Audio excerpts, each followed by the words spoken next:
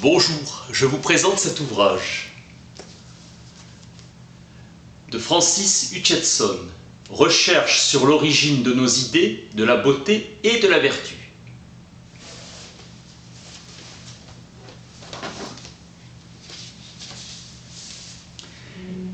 Activité dans les universités écossaises de professeurs en charge d'âme à orientation morale et non de penseurs solitaires.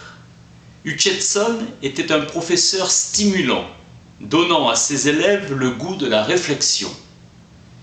D'autres professeurs écossais suivront: Hume, Smith, Ferguson, Reid, l'école écossaise. Pour Locke, tout homme cherche son seul bonheur et n'est guidé dans cette recherche que par la crainte du châtiment. Hutcheson élabore une philosophie morale étayée par une psychologie altruiste et une éthique indépendante de la théologie. Fable des abeilles du comte de Shaftesbury. Pour Hutcheson, la beauté est de nature soit quasi mathématique, soit morale. Le fondement du plaisir pris à la beauté est défini comme l'uniformité au sein de la variété. La musique, qui est l'art le plus formel, est l'art de la beauté absolue.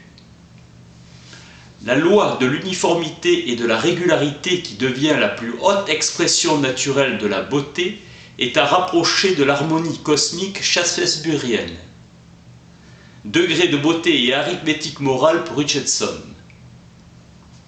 L'appréciation de la beauté est à la fois désintéressée, nécessaire et universelle. Ce qui la garantit en dernier ressort, c'est la sagesse et la bonté du Créateur. La beauté prouve l'existence d'une cause intelligente, car elle exige un dessein, et aussi sa sagesse en révélant une économie de principes. Enfin, sa bienveillance, car le bonheur de l'humanité lui est agréable. Analogie entre le beau et le bon. Le sens moral est universel, indépendant de l'éducation, de la coutume et de l'exemple, les renforcer mais pas les créer. C'est à la raison de mettre de l'ordre dans nos jugements. Le sens moral est le principe du désir ultime, désintéressé du bonheur d'autrui, une espèce de sympathie. Substitué à l'amour-propre, motif de toutes les actions égoïstes, la bienveillance comme fondement de toute l'excellence des vertus. Une bienveillance visant au bonheur d'autrui, volonté de servir la société conformément au système législatif, désir régulateur supérieur. Smith suivra ses cours et succédera à sa chaire. Hutcheson fut le premier à enseigner directement en anglais. Soucieux de l'éducation morale de ses élèves, il est enterré à Dublin au cimetière St. Mary's. La connaissance exacte de la nature humaine est la partie la plus importante de la philosophie. L'importance d'une vérité n'est rien d'autre que son efficacité à rendre les hommes heureux, et la sagesse ne désigne que la capacité de poursuivre cette fin par les meilleurs moyens, les plaisirs les plus grands et les plus durables. On appelle sensations les idées qui sont suscitées dans l'esprit par la présence des objets extérieurs. L'esprit a la faculté de composer les idées qu'il a reçues séparément et de comparer les objets par le moyen de ces idées.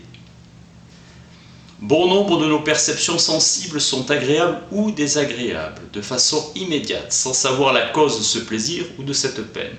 La beauté est soit originelle, soit comparative, ou si l'on préfère, absolue ou relative. Sous le nom de beauté originelle, on peut inclure l'harmonie. Les sensations agréables ne sont produites que par les objets dans lesquels il y a de l'uniformité au sein de la variété. On peut avoir cette sensation sans en connaître la cause, de même que le goût d'un homme peut lui suggérer des idées de douceur, d'acidité ou d'amertume, quoiqu'il ignore la forme ou le mouvement des corpuscules qui excitent ses perceptions en lui. La beauté des théorèmes ou vérités universelles démontrées. Comme l'axiome, le tout est toujours plus grand que sa partie. Où les asymptotes s'approchent continuellement de l'hyperbole sans jamais la rejoindre.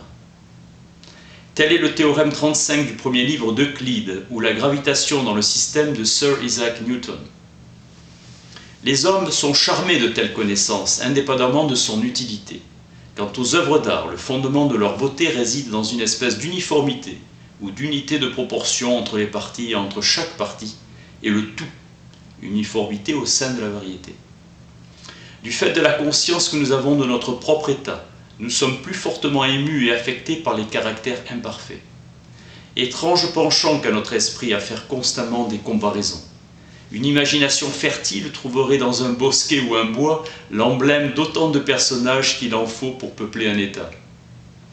Toutes les fois qu'il y a de la régularité dans la disposition d'un système, il doit y avoir eu un dessein dans sa cause. Le hasard ne saurait produire des formes similaires. Toute la puissance d'une force non dirigée puisse jamais produire une machine aussi complexe que la plus parfaite des plantes, ou que l'animal le plus insignifiant. Le dessein ou l'intention par opposition à la force aveugle ou au hasard. La sagesse désigne la poursuite des fins les meilleures par les moyens les meilleurs. La cause est sage. La beauté des effets est une preuve de sagesse. L'auteur de la nature a choisi d'agir ainsi. La laideur n'est qu'une absence de beauté ou un défaut dans la beauté attendue dans une espèce. Ainsi, une mauvaise musique plaît aux rustres qui n'en ont jamais entendu de meilleure. La plupart des objets qui suscitent d'abord de l'honneur peuvent devenir une association, une occasion de plaisir, lorsque l'expérience ou la raison a dissipé notre crainte. Bête féroce ou tempête en mer. La régularité et l'uniformité sont répandues avec tant d'abondance dans l'univers, et nous sommes déterminés à les rechercher comme le fondement de la beauté dans les œuvres d'art. Un Goth se trompe lorsque, du fait de son éducation, il imagine que l'architecture de son pays est la plus parfaite. L'universel dans toutes les nations est la beauté de l'histoire. L'éducation et l'habitude peuvent influencer nos sens internes, en augmentant la capacité de notre esprit à retenir et comparer.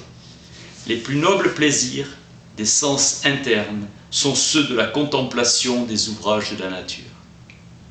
À la portée de tout le monde et ne coûtent rien, les pauvres et les gens de basse extraction peuvent en jouir librement comme les riches et les puissants. L'avare, n'aimant rien d'autre que l'argent et dont l'imagination ne s'élève pas plus haut que la froide et morne pensée de la possession. L'homme voluptueux se consacre au plaisir de la panse. La pensée et la réflexion nous recommandent les objets qui présentent de l'uniformité au milieu de la variété. L'expression de bonté morale désigne l'idée de quelque qualité perçue dans les actions qui provoque l'approbation. Le mal moral désigne l'idée d'une qualité contraire qui suscite une condamnation ou une aversion. Notre sentiment de plaisir précède l'avantage ou l'intérêt en est le fondement. Nous percevons du plaisir car les objets ou les actions sont avantageux et par intérêt nous recevons du plaisir.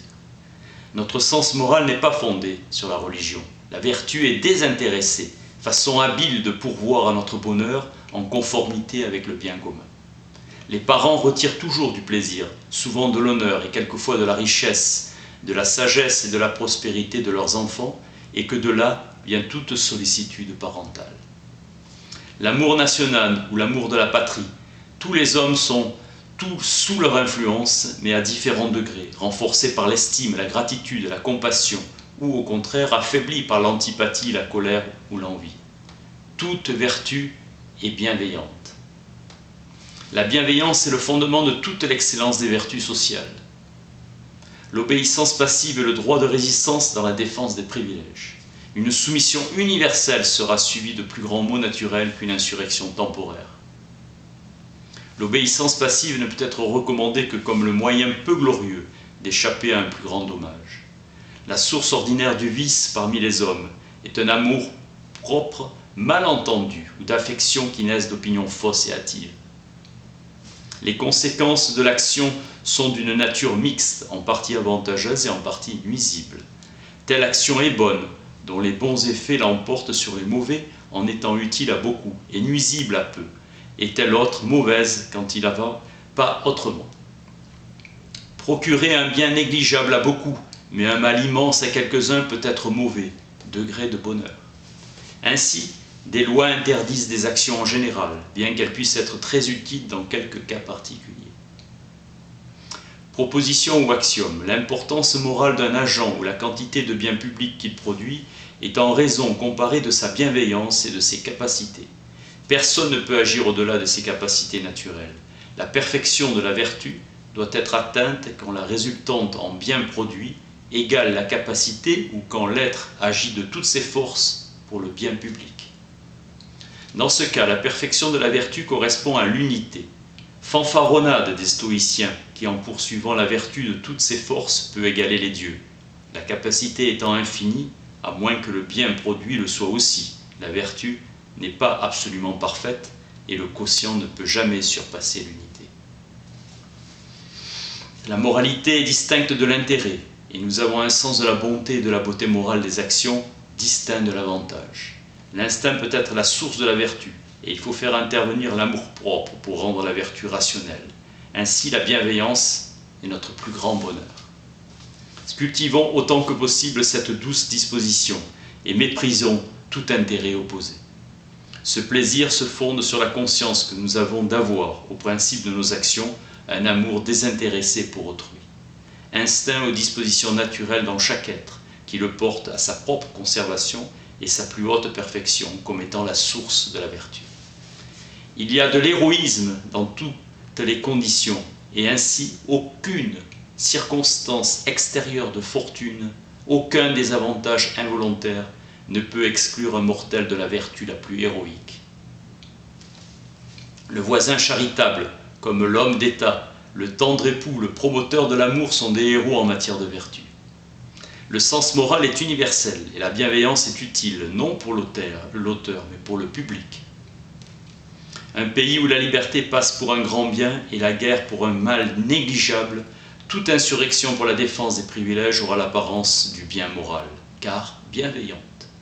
Paraîtra odieuse dans un autre pays où les hommes ont l'âme plus vile et timorée, où la guerre civile paraît le plus grand des maux naturels et la liberté avoir peu de prix. À Sparte, mépris des richesses, on ne prenait pas garde à la sécurité des biens, mais on désirait une jeunesse intrépide et retorse. Le vol étant peu odieux et accompli avec dextérité eut même une loi pour établir son impunité. L'approbation se fonde sur la bienveillance. Cruauté étrange exercée dans certains pays contre les enfants et les vieillards. L'apparence de bien public fut la raison des lois. Lycurgue et Solon ordonnaient de tuer tous les enfants faibles ou difformes pour s'épargner une quantité onéreuse de citoyens inutiles. La raison a été donnée aux hommes afin qu'ils jugent de la tendance des actions. Les sectes sont nuisibles à la vertu. Le sens moral des voleurs qui divisent équitablement leur butin et sont courageux, imaginant les industrieux avoir l'âme basse, être égoïstes, grossiers ou luxurieux. Les libertins, les débauchés les plus dissolus imaginent que leurs vices sont revêtus d'aimables atours de liberté, de générosité et d'un juste ressentiment contre les inventeurs des lois artificieuses, destinées à enchaîner les hommes et à leur ravir leur plaisir. Persévérant dans le vice, avec bonne conscience et négligeant les conséquences barbares et inhumaines de leurs actions.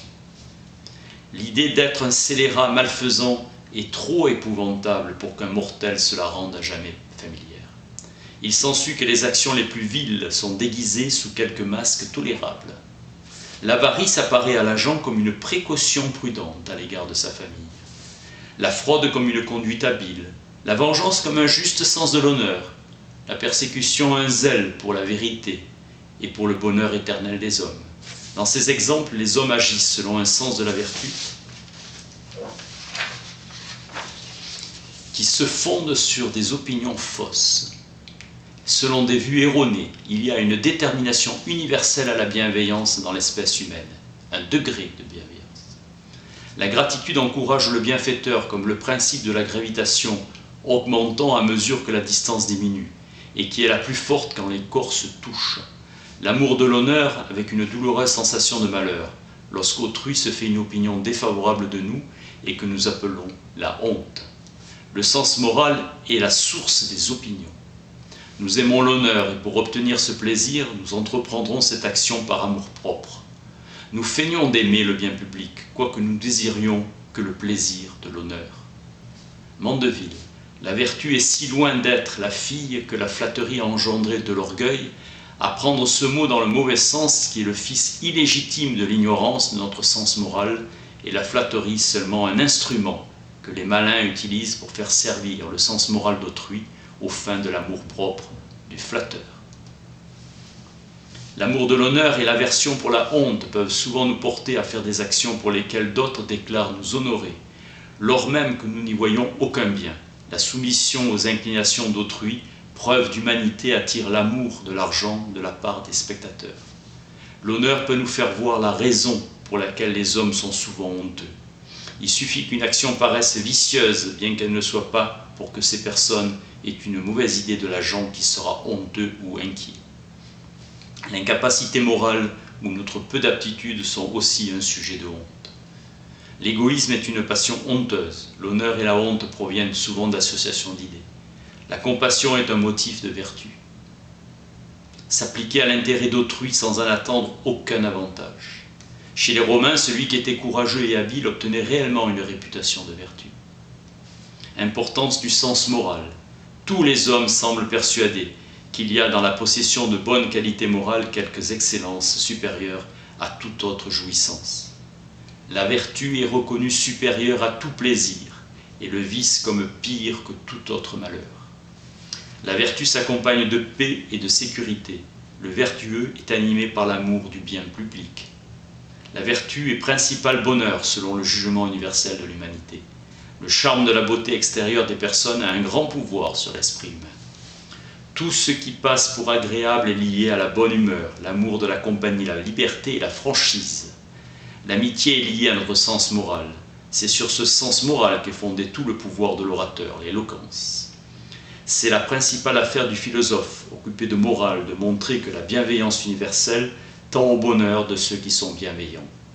Qu'on supprime seulement les obstacles de l'amour-propre et de la nature elle-même nous inclinera à la bienveillance. Malheur propre à l'égoïsme excessif et à toutes ses passions, afin que l'amour-propre cesse de contrarier notre inclination naturelle à la bienveillance, s'affranchir des chaînes de l'ignorance. La vertu implantée par le grand auteur doit être affermie et renforcée par nos propres soins. Le gouvernement divin se fonde sur la sagesse et la bonté. Tous les mortels devraient, par amour du bien public, se soumettre à ses lois, en tant qu'elles s'ingénient au bien du tout. Dieu bon et sage gouverne l'univers, et tous les mortels sont obligés à une obéissance universelle. Notre sens moral est l'effet de la bonté divine. Toute la constitution de la nature semble entièrement organisée pour le bien du tout. Les maux occasionnels sont les concomitants nécessaires de quelques mécanismes visant un bien infiniment prépondérant. La constitution du monde nous inspire les idées de la sagesse et de la puissance illimitée de son auteur. La sagesse mérite le nom de perfection.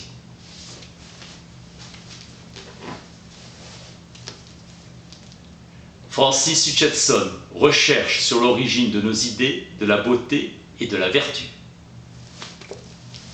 Merci.